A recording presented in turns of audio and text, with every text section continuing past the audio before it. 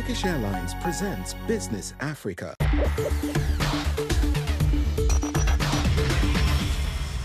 Bienvenue dans cette nouvelle édition de Business Africa. Je suis Afolaki Oyinloye et voici les titres de la semaine. La culture du cacao est sous pression en Afrique de l'Ouest. Le financement est-il le chaînon manquant? Nous explorons les points de vue d'experts sur les défis et les solutions potentielles. L'Afrique de l'Est en tête avec une croissance de près de 6%, alors que le continent vise une croissance économique de 4% en 2025. Nous examinons cette dynamique.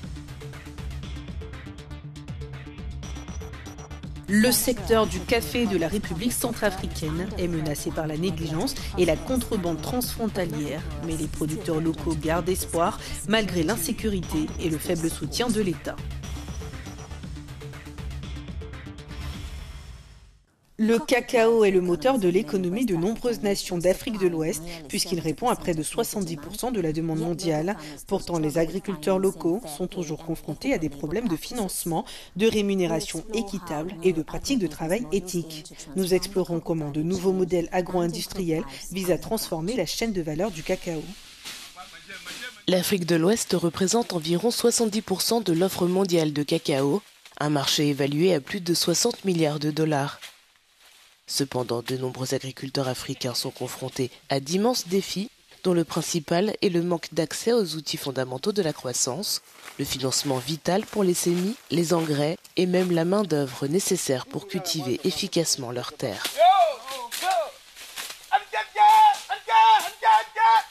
Dans certains pays producteurs de cacao d'Afrique de l'Ouest, moins de 40% des agriculteurs ont accès au crédit formel, ce qui constitue un obstacle majeur à l'augmentation de la production. Les agriculteurs et les entreprises qui traitent avec eux doivent également être attentifs aux questions de durabilité, telles que la déforestation et le travail des enfants. Les acteurs de cette industrie lucrative doivent donc résoudre la question de savoir comment le cacao africain peut prospérer de manière éthique et durable, tout en répondant à la fois aux besoins locaux et aux exigences internationales strictes. Alors que le monde exige un chocolat plus éthique, la charge de répondre à ces normes retombe souvent injustement sur les épaules des acteurs les plus pauvres de la chaîne de valeur. De nombreux agriculteurs n'ont ni la formation ni les ressources nécessaires pour s'adapter aux nouvelles attentes. Or, s'ils ne respectent pas ces normes, leurs produits risquent d'être exclus des marchés lucratifs européens et américains, ce qui aggrave encore leur vulnérabilité. De nouvelles entreprises agroalimentaires africaines comme Sunbeth Global Concept sont en train de réécrire le scénario. Elles ne se contentent pas d'exporter des produits de base, elles investissent directement à la source. Grâce à un approvisionnement éthique, elles veillent à ce que les exploitations agricoles soient exemptes de déforestation et à ce que les enfants soient à l'école et non dans les champs. Au-delà des affaires, Sunbeth a creusé des dizaines de puits, rénové des cliniques et des écoles, et même payé les examens de fin d'études des enfants des agriculteurs, des effets tangibles ressentis directement par les communautés. Olasunkanmi Owoyemi de SGC Sunbeth Global Concept nous rejoint. D'après votre expérience, quels sont les plus grands défis économiques des producteurs de cacao du Nigeria? Lorsque j'entends les gens dire que le climat est le principal problème, je ne suis jamais d'accord. Le plus gros problème, au-delà du Nigeria et partout ailleurs, c'est le financement. Il est très important que les commerçants ne soient pas les seuls à avoir accès au financement. Une fois que quelqu'un possède une terre, il devrait avoir accès au financement pour acheter les semis à planter. C'est ce qui augmente la production. Les gens n'ont pas accès à l'agriculture. C'est la plus grande partie du problème.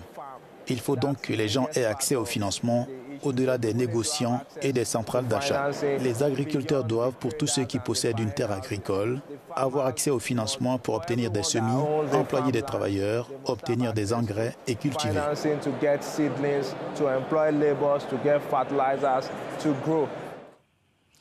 En ce qui concerne la durabilité, comment la SGC s'attaque-t-elle au travail des enfants et à l'autonomisation des femmes dans le secteur? Nous continuons à répertorier les exploitations agricoles auprès desquelles nous nous approvisionnons, auprès desquelles nos agents d'achat s'approvisionnent. Nous leur apportons notre soutien et nous leur donnons la constitution de base de notre approvisionnement, ce qui implique qu'ils sachent qu'ils ne peuvent pas avoir au champ un enfant dont la place est à l'école. Nous pratiquons donc un approvisionnement éthique Et ce n'est pas juste des mots. C'est par la Constitution que nous avons nos approvisionnements, les étapes de nos approvisionnements, les lignes directrices de nos approvisionnements. Celles-ci englobent donc toutes nos opérations d'approvisionnement et nous permettent de nous assurer que nous nous approvisionnons auprès des terres agricoles, à l'abri des déforestations et du travail des enfants dont la place est à l'école. Farmlands that are free from deforestation and farmlands that are also free from children that should be in school. Enfin, comment la SGC s'assure-t-elle que la culture du cacao profite aux communautés locales? Au Nigeria, nous avons réalisé plus de 50 à 60 quartiers dans tout le pays. En outre, nous avons rénové des cliniques et des écoles. Nous avons payé la scolarité des enfants d'agriculteurs et nous avons continué à donner des préfinancements aux communautés auprès desquelles nous achetons, des préfinancements aux commerçants régionaux qui les donnent ensuite aux agriculteurs auprès desquels nous achetons.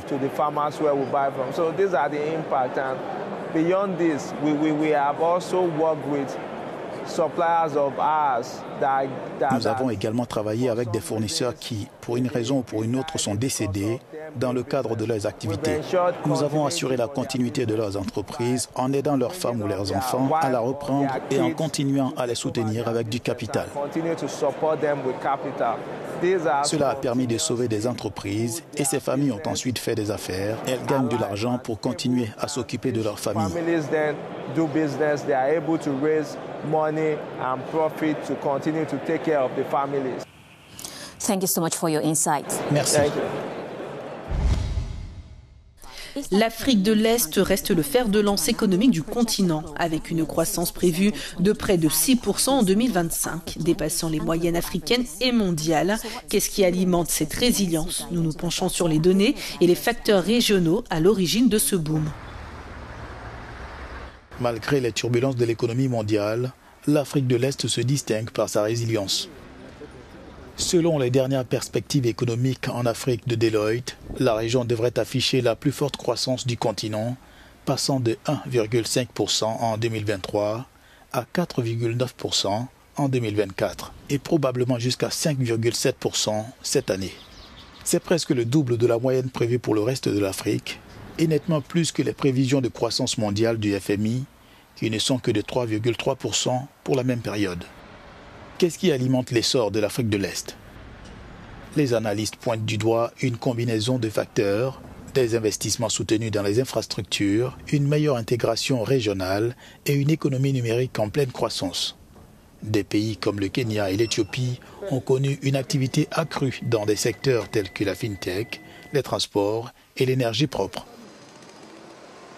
Pendant ce temps, le reste de l'Afrique continue de relever des défis allant de l'inflation et de la volatilité des devises à l'incertitude politique. L'Afrique australe devrait connaître un rythme plus lent, autour de 2,2%, plombé par la faiblesse de l'économie sud-africaine. L'Afrique du Nord et l'Afrique de l'Ouest présentent un potentiel modéré, mais la pression de la dette et la fragilité de la gouvernance dans certains pays tempèrent leurs perspectives. Deloitte souligne néanmoins que la reprise globale de l'Afrique reste intacte grâce à la jeunesse de sa population, dont plus de 60% à moins de 25 ans, à l'expansion de centres urbains et aux efforts de diversification dans l'industrie manufacturière et les services.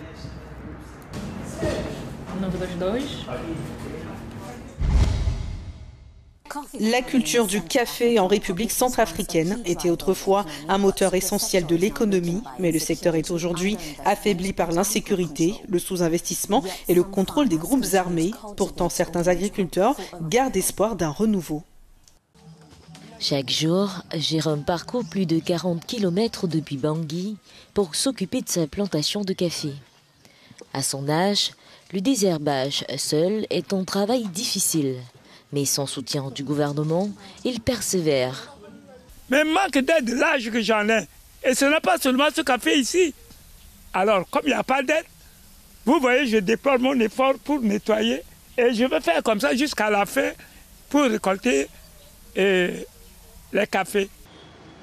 À Bangui, le café est devenu rare. Les prix ont plus que doublé et il est plus difficile de trouver des grains de qualité, à moins de s'aventurer dans les zones rurales où règne l'insécurité. Le café était autrefois l'épine dorsale de l'économie centrafricaine, représentant plus de la moitié des exportations du pays. Mais des années de conflits armés, la dégradation des routes et la faiblesse des investissements ont conduit le secteur au bord de l'effondrement. Les quelques rares caféculteurs qui détiennent encore, qui ont encore des cafés sous les mains à vendre, ne peuvent pas avoir ces acheteurs-là venir les chercher. Et tous ces éléments réunis font que le café centrafricain souffre énormément et on peut, sans avoir le courage de dire ouvertement que le café centrafricain, dans cette situation, est en voie de disparition. Au ministère de l'Agriculture, les fonctionnaires confirment que le café figure désormais parmi les priorités du plan de développement national du président. Et c'est tout pour cette édition de Business Africa. Merci de nous avoir suivis. Pour plus de mises à jour et d'articles de fond, rendez-vous sur africanews.com. Au revoir.